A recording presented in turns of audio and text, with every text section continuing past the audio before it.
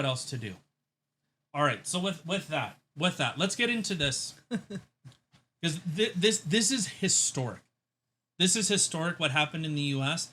and what is happening in Canada is just equally as historic.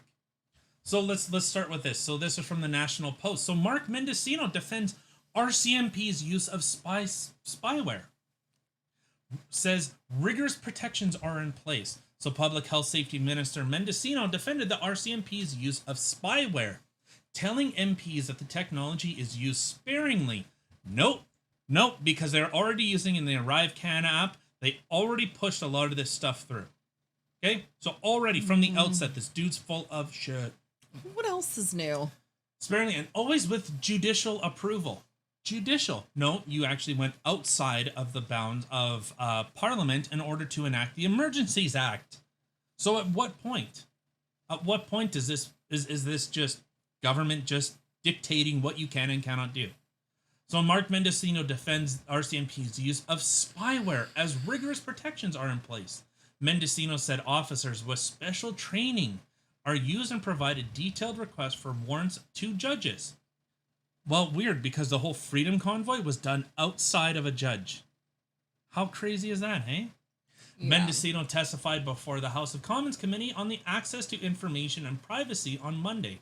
Earlier this month, it was revealed that RCMP had used what the force calls on-device investigative tools, or spyware, allowing them to read text messages and other items on a cell phone during an investigation. Cool. RCMP's official also confirmed that in some cases they're able to turn on cell phone microphones or cameras to listen covertly. Listen to those words very carefully. I'm listening, sir.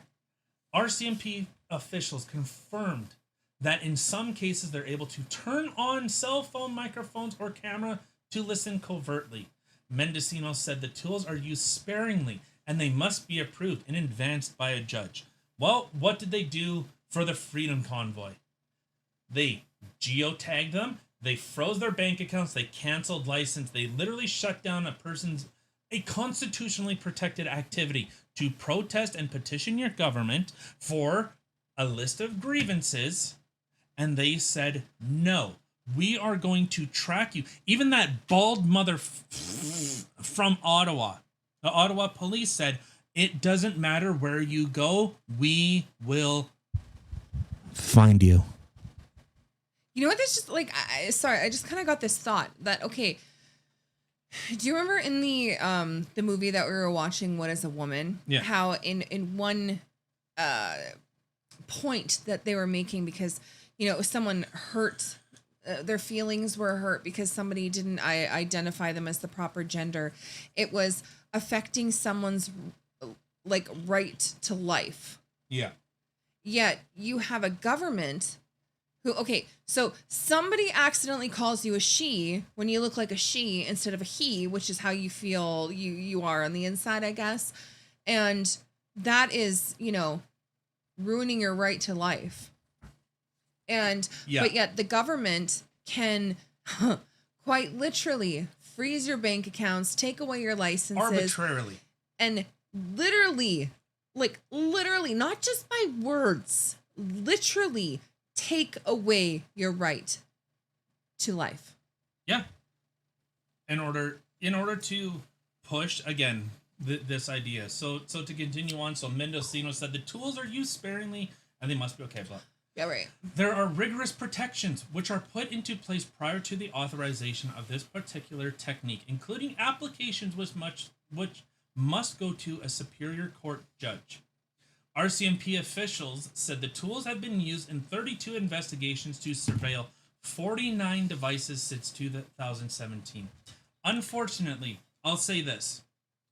They may have. Absolutely. You know what? I would give them the benefit of the doubt and say, you know what? Probably. They probably did. But unfortunately, the RCMP has put itself in such a position that it is beyond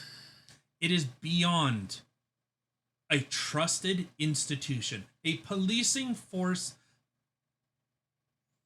It has destroyed any confidence that I have in RCMP as an institution, as a police force.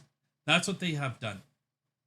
And then you have Mendicino, who literally said during the inquiry for the Emergencies Act, said, well, we had police backing, which was completely disproven. Completely disproven. I wish the only thing that lies more than Mendicino is a fucking dead prostitute. That's the only thing that lies harder. I like how you threw it. Okay, the odd thing is there's a reason him and I are married. That I was thinking in my head, I was about to blurt out a prostitute, but you one up me with the dead. That's the only thing that lies more. That's the only thing that lies more. Oh. He lied about the Emergency Act. Full on, like I don't mean like, I'm not trying to exaggerate. I'm not trying to drum up some bullshit excuse. No, he literally lied when he said, "Oh, police were looking for more resources," or however he talks. He's probably like, "Oh my god, those police in those sexy outfits. I just want those nightsticks rammed up." What were we talking? Right, Emergencies Act. Oh yeah, they totally no. The police didn't really need that. We just did it because those people made us look bad. And you know, me as a straight heterosexual male who loves women. I love to be in the company. I think that's how he said it. I might be a little off, but Love to be in the company of women. If there's one thing, or dress like.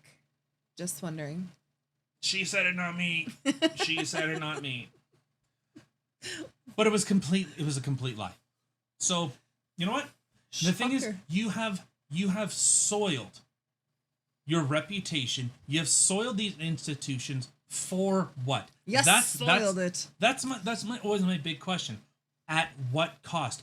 What was your end goal?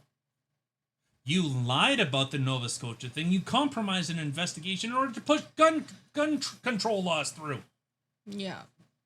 So the thing is, you have ruined your reputation. You have ruined the institutions that people trust and believe in.